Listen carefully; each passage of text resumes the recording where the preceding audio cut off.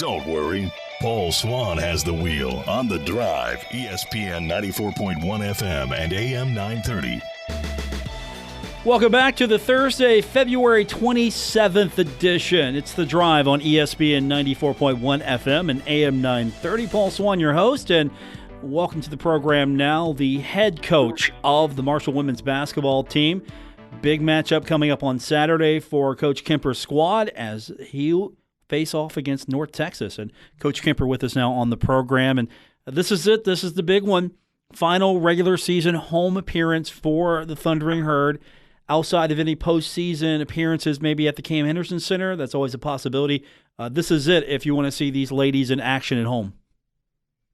That's right. It's the last one. I guess the years go faster and faster, but I cannot believe we're at that point of the basketball season yet, or already.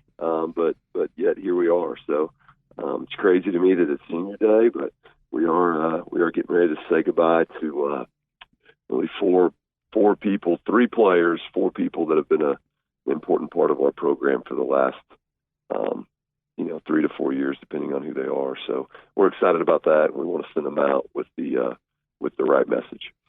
What do these players mean to you personally as an assistant coach, as a coach with the Herd? You've spent a lot of time with this program, so you best know, what these young ladies have gone through in their careers at Marshall. Yeah, I mean, it's and I think I have one more class that I recruited as an assistant coach. And so there's a couple in this class, Bree, Tony, and Kadeja Brooks, who, I was an assistant coach when we recruited them as a staff and got them to come to Marshall. And, that's unique for me and the perspective that kind of comes with that. And then, Princess Clemens was a junior college player that we signed, I think, in between my first and second year. So, and then the other person we're honoring is Maggie Stanley, who's been, our coaching staff does a great job, and I don't talk about them enough, but, Maggie's the student manager, and I think any coach at Marshall, if you talk to, all the behind-the-scenes work that people do on behalf of their program, there's a ton of work that goes unnoticed, so to speak, but Maggie's been great about that. But it is it's a class that I'm going to miss them. They got great personalities, and they've been really, really good basketball players here at Marshall as well. It's a lot of pressure, of course. Every time it's senior day, it doesn't matter what sport, doesn't matter, where you're at, who you are. If it's senior day, it's sort of a game that's self-imposed pressure because you've got those underclassmen. They don't want to send the seniors out on the wrong note. Certainly. You certainly should be. It's an emotional day always for really everybody involved, and you want to channel that emotion in the right way. And, you definitely want to. And I talked to him a little bit more in depth today about that and the pride that you've got to play with every day for Marshall, and yet, this Saturday takes on a little extra meaning for your sisters and part of your family that's been here that's going to have to move on. So, I think it's always a challenge, and any game in our league is, and I think it's a challenge that our team's excited about. How do you mix all of that and still keep the focus? Because after this, you still have 2 more games before you get to the tournament, so it's not as if they're gone, that this is it, this is their last game. I mean, sometimes you have senior day on your last game of the regular season and you go to the tournament. Other times you have it and there's maybe a week or so before the season ends. So, how do you focus all that emotion and still keep them focused at the same time on, all right, we still have some more basketball to play here? Sure. Yeah. I mean, I think that's honestly something that we haven't had a lot of problem with. I think that they understand, that it's not the final time they're going to suit up. It's just the final time they're going to get to play here. And we've got, they'll enjoy, as cold as it is out here today, they'll be excited to go down to Florida next week and play down there. And then obviously we're really looking forward to and hopefully building towards a productive tournament down in Frisco. So I think that, that this is kind of a game that you sort of set aside as far as, you're going to have emotional games. This is one of those. And I think we, over time, I think it's one of those things that there's a lot of build-up, so to speak, and you want to play well in this game. You want to send them off on the right foot, and then as soon as it's done, I think, they have a little bit of celebration with their family and their friends that came to cheer them on, and you roll right back into the next one from a team perspective, and I think that's something that they'll be just fine doing. Let's talk about the game coming up. You've got the Mean Green coming in, and schedule-wise, they're okay as well. They're 10-7. They're 4-11 in conference. They haven't been very good on the road. They're 2-8. I mean, you can look at all these numbers and try to break it down that way. But as far as what you've actually seen, how they play, what do they look like, and what challenges do they pose for you? We beat them in what was a very important game early in the year up there, and we had come off a tough game at Rice and got on the road and we got them, and we were up pretty good at parts of the game, and they kind of closed the gap with pressure at the end.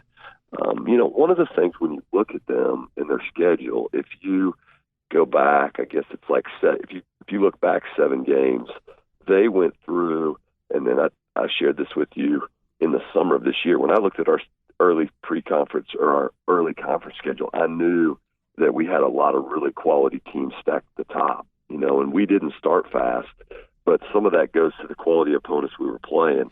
They have come through a stretch like that too, where I think they played Rice twice in that stretch, and then they played,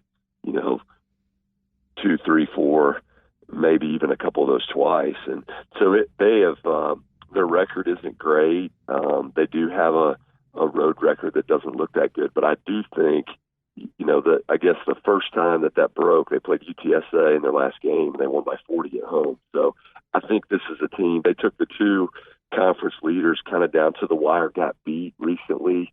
I think it's a team that's playing better than the first time that we saw them. And, they have a big post player that didn't play the first time. She had a family thing. I believe she's from maybe a Caribbean, one of the Caribbean islands or something like that. And she had a family thing, so she was gone. And, that we struggle at times in there because we're a little bit small right now to guard in there. So it's going to be a big challenge. And I think it's a group that even if you look at their last couple games, it doesn't look that good, but I think they're playing better. And I know that all of us are hungry to hopefully improve our seats going into Frisco, improve the way we're playing and the way we feel about each other. So I think they'll be hungry coming in here. I'm sure they have a bad taste about how the first one went. And, we're going to have to – we don't have a big margin for error. It doesn't matter who we line up against. We're going to have to play well to feel good. Tony Kemper, our guest, Marshall University women's basketball coach. Thundering Herd taking on North Texas this Saturday, 1 o'clock tip. Thundering Herd in the Conference USA tournament. That's the good news. And we talked about this last week just to catch maybe a few people up who weren't listening last week when we talked before the Marshall men's game, is you've got some work to do, but you're in the tournament now, and that helps you in so many ways because now you're not fighting to get in the tournament, but now you're fighting to improve your lot in the tournament. And I guess it's maybe still the same, but you at least have that knowing that, all right, we've got a few games to go and we can turn this around.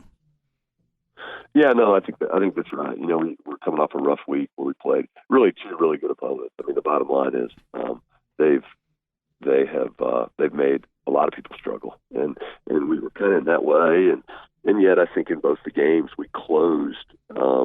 We kind of got our heads right towards the end of it and closed better than we started, and so you hope that you've learned a little bit from that experience, and we're closer to being able to handle that stuff when you get down to Frisco is what you hope. But I think that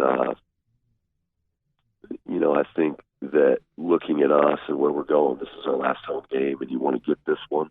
You definitely want to have a good effort, and then you go to Florida against teams that I guess we split with at home, and I think they're very winnable games down there when we play well, if we play to how we're capable of. And, we're right in a pile of kind of 7, 8, 9 seed right there. And, I know the way we feel about it, certainly 7 would feel a lot better than 8, 9, any of those.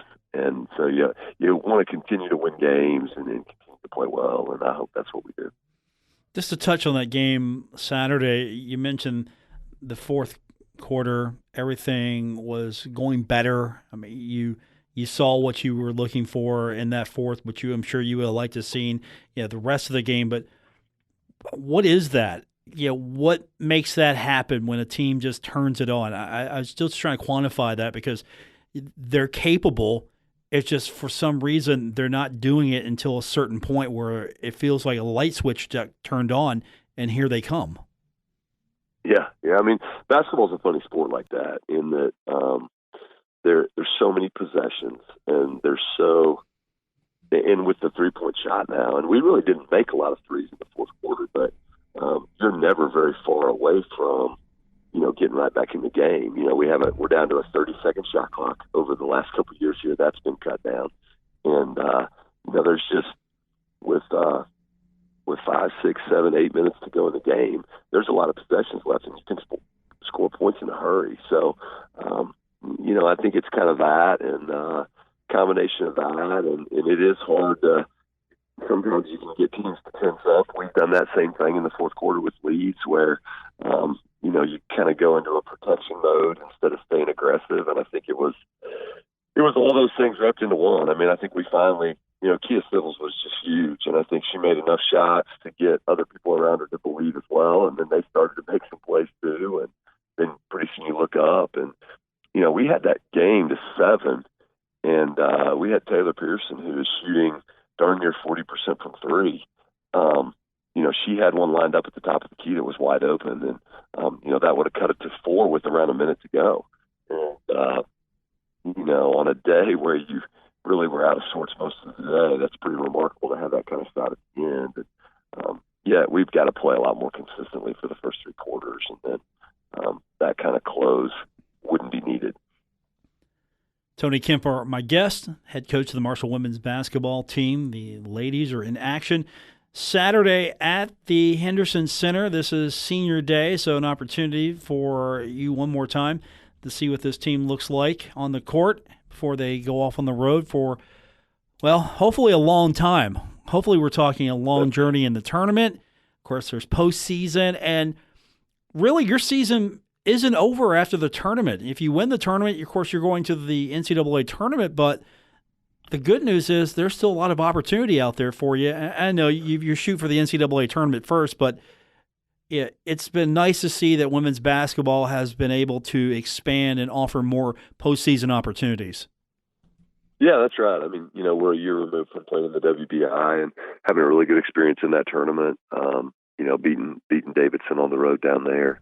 And I know our team was excited to get a chance to play some more last year. And, we've got to get hot. We've got to close the gap on our overall record a little bit for that. But I think we're capable of that. So, it's a matter of putting your head down and finding a way to win some games here down the stretch. And then, go to Frisco with confidence. And, you got to fire it down there. You got to go make some things happen. And I think we're a group that, there's probably some teams that wouldn't want to play us in terms of, we're not afraid to try to go score the ball and different things like that. And if you get hot, then you can make some things happen. So that's kind of the plan is, try to keep it heading in the right direction going into Frisco, and then hopefully get hot when we're down there.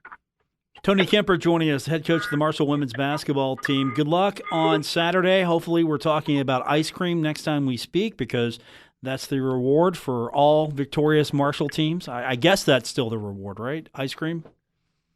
Well, we if we get road wins, then they get dessert. So we wouldn't get dessert if we won this home game, although it's senior night, so I might splurge. Okay. I mean, I think that's incentive enough right there. I'm with you. Now, down in Florida, I might take them to the beach or something like that if they get that win on Thursday night. So we try to reward them on the road. Winning road games in any sport is difficult. So, we like to have some fun when we're gone, and we have some extra time to do that kind of stuff. So that's kind of our thing is we win road games, we get a little treat. How does that work, though? I'm not saying it's going to happen, but say the worst happens on March 5th, and you don't get the win, and the beach is sitting right there. You just look at him like, sorry, you're staying in the room, right? Is that how that works? Well, somebody's got to be the bad guy, and sometimes it's me. So we will have some prep work to do to get ready for the next one at that point. And, no ice cream, buckle down and do some studying. Grades are important to me as well, so we'll do study hall instead of going to the beach. All right, Coach. I'm hoping for this. Tough, isn't it? Man, it's tough. Tough. Well, got to be sometimes, but we'll they'll handle themselves well, and maybe I won't have to worry about that. I hope so, but don't you know you have assistants to be the bad people? Good cop, bad cop. That's right. I'm usually the bad one, though. I got it. They're there to afterwards where they're like, Coach is so mean. I get that. Okay, I understand. Everybody's got to play a role. That's exactly right. Well, I hope ice cream and beach time for everybody. Let's hope that happens for you. That would be awesome. I would love that. Good luck on Saturday. We'll talk to you soon. Thanks, Paul. Tony Kemper, head coach of the Marshall women's basketball team. So let me get this straight. They're going to be at the beach, and hey, we've got young Spencer Dupuis here, my trusty intern / he wants to talk. So he always know he wants to talk because he smiles at me and he grabs the microphone. So that's my cue to either invite him on the show or he's just going to pop on. So let me get this straight. You go to the beach, and they don't win the first game against FIU. He's basically study hall and film study and practice. That's it. No beach time. I mean, you got to do something, right? I mean, that would be, if they lost at FIU, that would be 2 bad losses to FIU. So I could see what he was talking about. Can't even smell the sea water. I mean, no, you can't smell the ocean. No, none of that. You're going to be in the conference room doing film study, however that works. All right, we're going to take our break, come back. We will get you set for tonight's action. Marshall taking on UAB. We'll talk a little bit about that game when we continue on today's edition of The Drive on ESPN 94.1 FM and AM 930. You're listening to The Drive with Paul Swann on ESPN 94.1 FM and AM 930. Coming up tonight, it's going to be Marshall and UAB. We're going to have that game for you right here on ESPN 94.1 FM and AM 930. I'm Paul Swann. Join me tonight at 7 o'clock for our pregame coverage. Bill Cornwell will be with me as well, and we'll talk about everything you need to know for Marshall and UAB. All you need to know is Marshall wants to beat UAB. Marshall needs to beat UAB. That's all you need to know, and we'll have the details coming up tonight. How I know that? Well, because I talked to Iron Bennett the other day. I know that from talking to Iron Bennett. And I know that he wants to get that bad taste out of his mouth. So that's all coming up tonight, 7 o'clock, during our pregame coverage of Marshall and UAB. It's going to be right here on ESPN 94.1 FM and AM 930, and on our sister station, 93.7 The Dog. So what's changed since Marshall played UAB last time? Well, you look at what UAB's been able to do.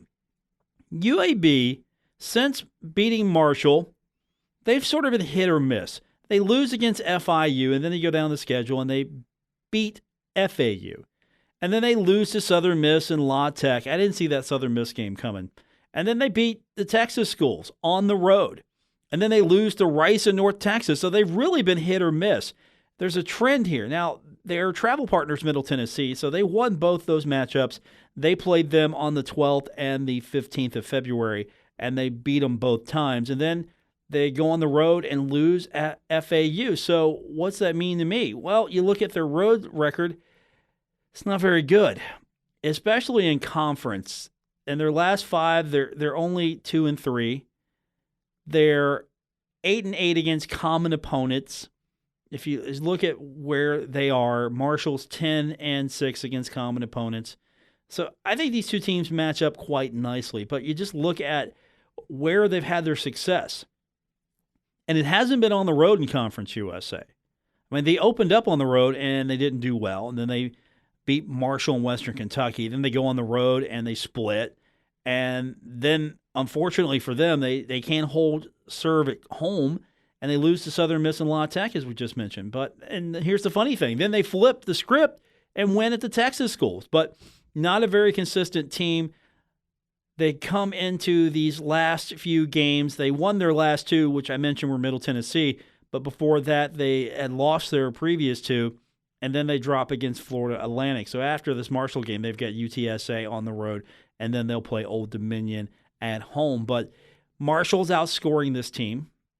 If you just look at how many points Marshall puts up compared to UAB, Marshall is outscoring this team.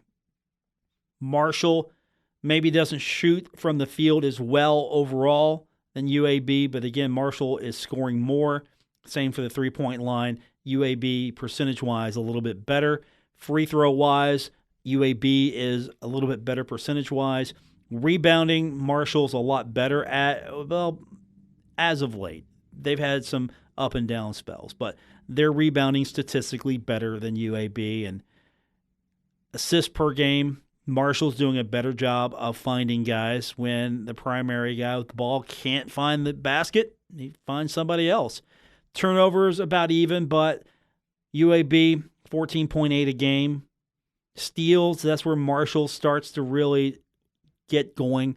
They are averaging over 8 a contest. Marshall's also averaging 6 blocks a contest. I'd like to get that number up a little bit more. But that's where Marshall's been very successful defensively as of late. They've been able to dictate, rim protect. They have been able to limit opportunities. And if you remember, they were solid defensively against Old Dominion. The only problem was Marshall was just not able to convert on some baskets. And some of those were easy. If Marshall was able to convert a little bit more on some of their opportunities against Old Dominion, I think that score would have been a lot different. It might have been, I don't want to say blowout territory, but it would have been a nice, comfortable lead. Old Dominion had to play catch-up. Marshall was able just to lock them down, and Marshall was able to get the win. So I'm hoping that we see more of that tonight, more of a defensive battle, more Marshall, less fouls, less free throw opportunities for UAB. I don't want to see any of that tonight. I want to see the big man stay on the court. And look, if the big man can stay on the court and then you can get Michael Byers to start heating up again, he can get some shots and be a threat. And if you get Jansen Williams to continue what he's doing and he can be a threat, not just defensively, but you got to watch out for him on the perimeter. I don't know how easy it's going to be for them just to pick on the big guy. If the big guy is your primary weapon, and Tavion, he goes in a lot as well, but if you're depending on Iron and you're trying to get your offense flowing just through Tavion and Jared and your outside shooters aren't really helping, I don't know how I feel about this. But if you get a nice mix, and again, this isn't something that's just dictated, it's just what's available. But if your outside shooters are contributing more, I feel a lot better. If Jansen Williams is having a good game, I feel good about Marshall's chances. If Iron Bennett is on the floor, not on the bench, I feel better about Marshall's chances. If the same refs that were at the last game are on the floor, then I feel bad. But hopefully that's not going to be the case tonight. We'll wrap it up when we continue on today's edition of The Drive on ESPN 94.1 FM and AM 930. Now, back to The Drive with Paul Swann on ESPN 94.1 FM and AM 930.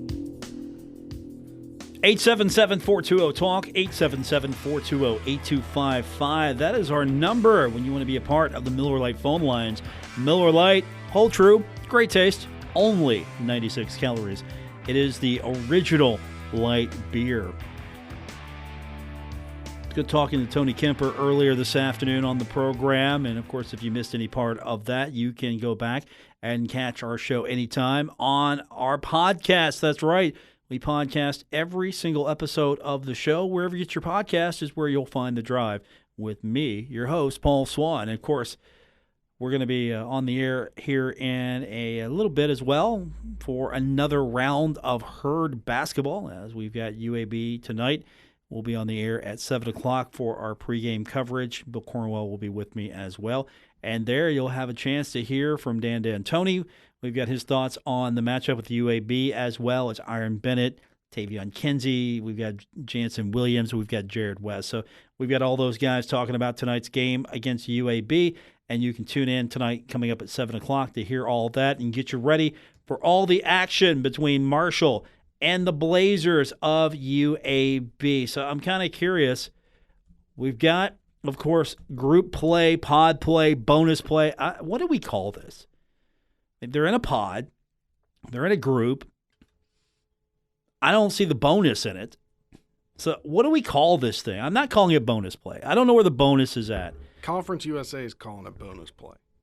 Spencer Dupuis, out of nowhere, magically appearing over the airways here. I mean, that's what Conference USA calls it. I've called it pod play for the last 2 years. So for what it's worth, that's what I call it, pod play. Okay.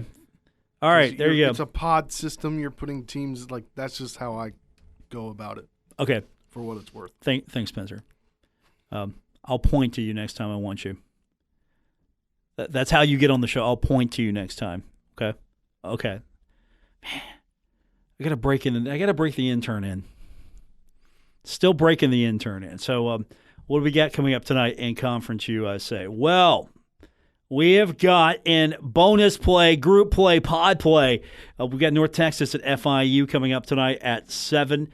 Then UTSA and FAU, that'll also be at 7 o'clock. And then Marshall and UAB have got the 8 o'clock time slot along with Louisiana Tech and Western Kentucky. So we'll see if Louisiana Tech can beat Western Kentucky. I'm going to go with the Hilltoppers in this one. I just think the Hilltoppers are going to win this one. We'll find out, though. And that's what's coming up tonight in Conference USA Group Bonus Pod Play. Do we have any top 25 action? Yeah, we've got actually a few matchups tonight. We've got Wisconsin tonight taking on 19th-ranked Michigan, and that's going to be a 7 o'clock game. We've got 21st-ranked Colorado facing off against the Cal Golden Bears at 9 p.m. Also at 9 p.m. tonight, it'll be San Diego, poor San Diego, 9-20. The Gonzaga Bulldogs await for them at 3rd in the country, 27-2. And then a little closer to home, 23rd ranked Ohio State. They'll take on the Nebraska Cornhuskers tonight. Poor Nebraska, 7-22. The Buckeyes are sitting at 18-9 and 23rd ranked in the country. And then coming up tonight, late o'clock at 11 p.m., it'll be 14th ranked Oregon playing host to Oregon State. That should be an interesting one, so I'll keep an eye on that one. That, of course, will be probably tipping off just right at end time of Marshall, because Marshall UAB, if it goes the way I suspect it's going to go, it might be a long game. I don't know. At least we don't have a delay to worry about. Thankfully, we don't have a potential delay. I'm hoping that's not going to happen again. We don't have to sit around, wait, just wonder if we're going to get this game on, if they're going to tip off or not. Yeah, no delay here, no change in the schedule. Let's just go play basketball. I'm hoping that there's a little bit more rhythm and tone to this game tonight when Marshall and UAB do tip off. And again, it's going to be on ESPN 3 tonight, but you can also catch the game right here on ESPN 94.1 FM and AM 930. Also on 93.7 The Dog. So that's what we got coming up tonight for Marshall and UAB. We'll have a whole bunch more to talk about this game coming up tonight at 7 o'clock. I'll have Bill Cornwell in here with me as well. So Bill will have some good stuff as well, as he'll be joining me for this one. And as we mentioned earlier, Marshall Tennis, I do want to remind you, they've got their match with Winthrop coming up Friday at 4 p.m. at the Huntington Tennis Club. So looking forward to seeing what Coach Mercer can do with his squad. Marshall's 7-4. Winthrop is 1-5. And Marshall is looking pretty good right now. I mean, you get a newly formed team, if I understood Coach completely, knocking off the number 3 ranked doubles team in the country last weekend. And you've got Winthrop here, a school in which usually is a little bit better, but they're 1-5. Winthrop does lead the series with Marshall 5-4. And when these two teams faced off in 2018, Winthrop won 7-0. So I don't know if there's any revenge factor going on here, but Marshall's got Winthrop. And then they've got on Sunday the 1st, they have got 11 a.m. It's going to be Miami, the dreaded, hated Red Hawks. Thankfully, Woody Woodrum is not on the show anymore because he would be calling them other names which they have discontinued. And he wouldn't care. He would not care whatsoever.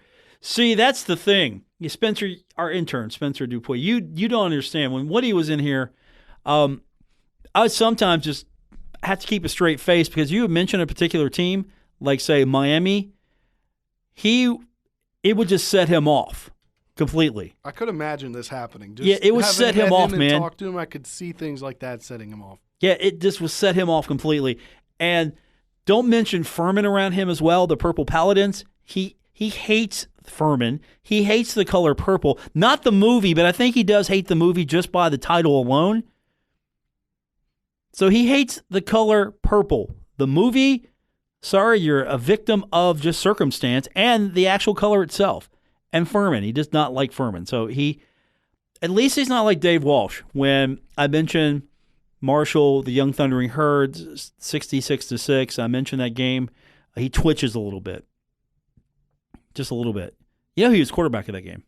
Yeah, I know that. Okay. I didn't know if you knew that. Yeah. All right. I know some Marshall history. No, I'm not questioning that your knowledge. I just didn't know if you knew that particular stat. Remember, we're talking 50 years since the tragedy, and I don't know what people know these days, the people who are coming into this. That's true. Yeah, it's not an indictment. It's just more of I don't know how much people know of the Young Thundering Herd, what they did in comparison to the victims of the plane crash, the backstory there. You know of the tragedy. In general terms, I don't know what the specifics are. And, of course, the movie has given people a different perspective of what that tragedy meant. And, of course, there's Deb Novak's documentary, which I'm a big fan of, Ashes to Glory. I'm a big fan of Deb's work on that. One as well. Yeah, it's a great piece of work still to this day. For my young, studious, sometimes he talks without being pointed at, producer Spencer Dupuy and Paul Swann. Thanks for tuning in to today's edition of The Drive here on ESPN 94.1 FM and AM 930. We're going to work on that, Spencer. We'll work on that. We're going to work on a system here. I'll point to you. Okay? See it? Look. Okay. Okay, see? Oh, good. You're working. The finger's working. You understand. All right. Spencer, in here tomorrow. I'm going to have an intern for you tomorrow. Well, that'll be interesting. Yeah. I've got an intern coming in for you tomorrow. The intern's going to have an intern. We'll talk to you tomorrow. Good night, everyone. WRBC Huntington, W227BS Huntington, your flagship home of the Marshall Thundering Herd and The Drive with Paul Swann, ESPN 94.1 FM and AM 930.